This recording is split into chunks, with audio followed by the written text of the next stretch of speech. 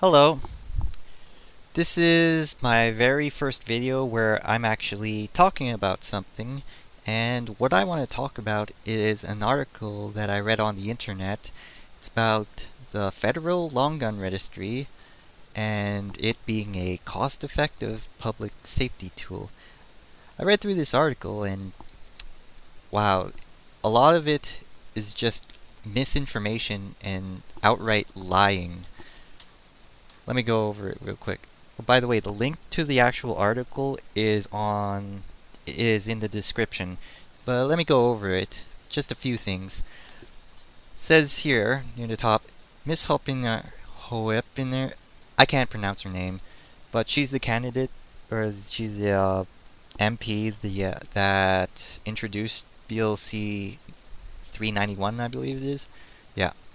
Okay, she has misrepresented the actual cost of the Long Gun Registry. She claims the Long Gun Registry cost is $2 billion, but in reality, Auditor General Sheila Fraser's initial report stated the cost of licensing all of Canada's 2 million gun owners and registering all of its 7 million guns, including handguns, rifles, shotguns, and prohibited weapons, was $946 million over a 10-year period.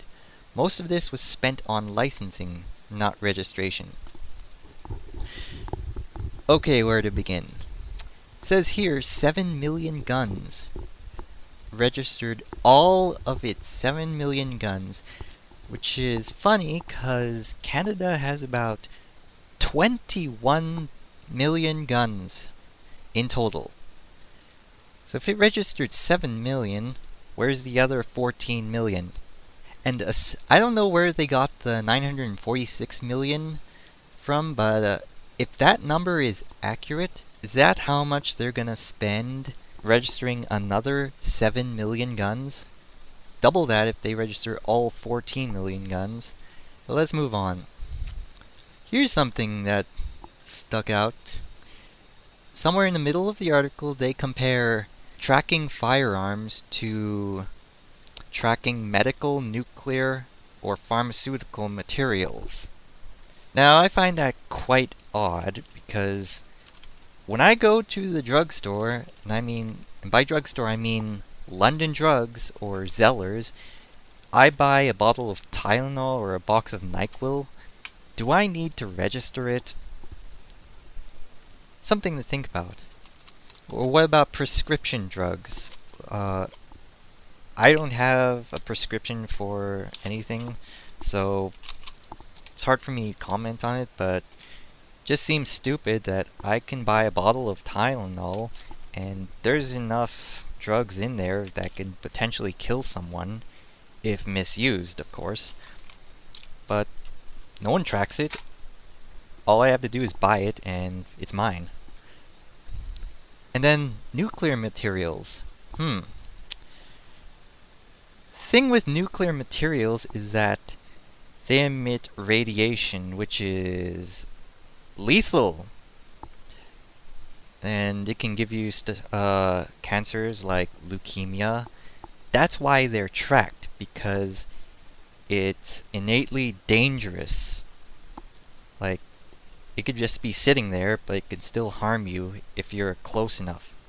On the other hand, a firearm, if it's just sitting there, it's not going to kill you. It requires someone to pull the trigger in order for it to be dangerous. So it does make sense to keep track of nuclear materials, but not firearms. Let's see what else we got here. Here we go. The registry is the only way for police to know if licensed owners, like cars, have traded or sold a gun if they own multiple weapons. Licensing isn't enough on its own because it just licenses the individual, not the weapon. See, here's the thing. I'm not concerned with licensed owners. They went through the training, the basic safety courses. They basically know how to responsibly own a firearm.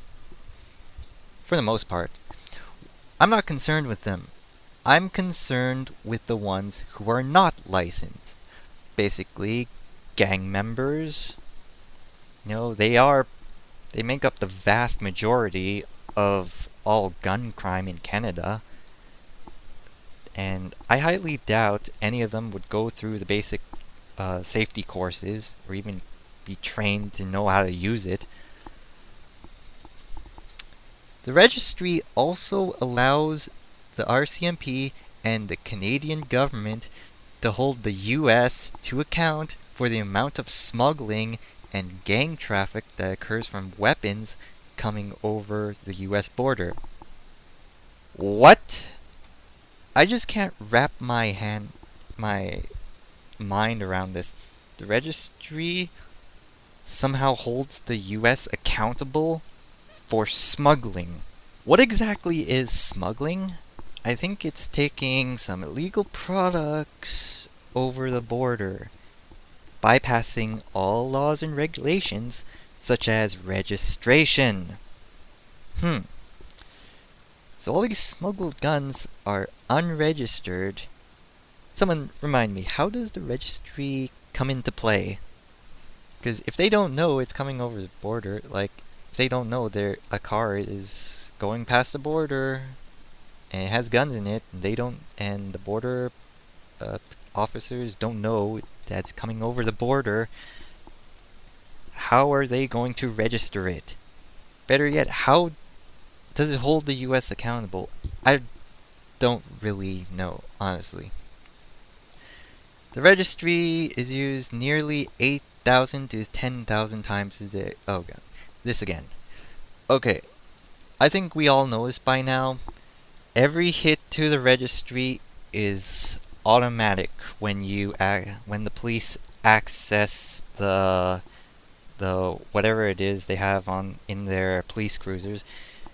Every time they use the system inside their police cruisers, it doesn't matter if they access the registry or not. It increments the hit counter, basically. In reality, the registry is used probably around 15 to 20 times a day. And that's it. 15 to 20 times a day across Canada. So why don't they just say that instead of the 8,000 to 10,000 times a day? Probably because that number is larger. It makes it appear more useful. Okay, I'm running out of time. Oh, here's a good one.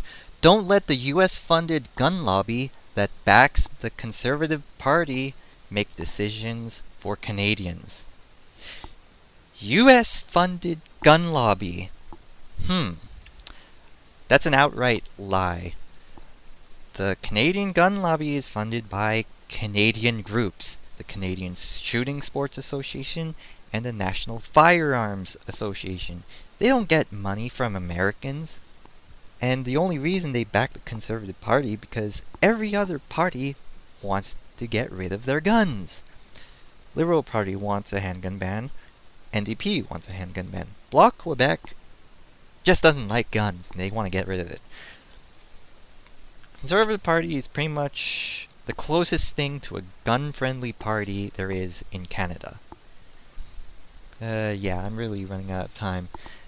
Basically, what I want to say is, if the Long Gun Registry is as effective as these liberal shills are making it out to be, why do they have to lie about it? Why do they have to spread misinformation? That's the point I'm trying to get out. Why can't they say in news articles and to the media, oh, the police use the gun registry 15 times a day? Why don't they say that? Why don't they just be honest and straightforward to the Canadian people? Makes you think. 'Cause I don't know about the rest of you, but I really don't like being lied to. And that's all I have to say. So please feel free to comment on this. Unlike other people like Mark Holland, Liberal MP, I will not remove your comments. In fact, I'm going to disable comment voting so that everyone can see your comments. That was also, don't just put comments. Make a video response too, because if you do a search on gun control videos and gun rights videos in Canada, there's almost nothing on it.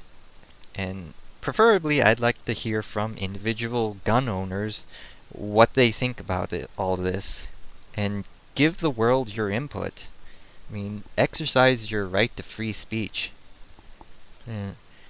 And yeah, that's about it.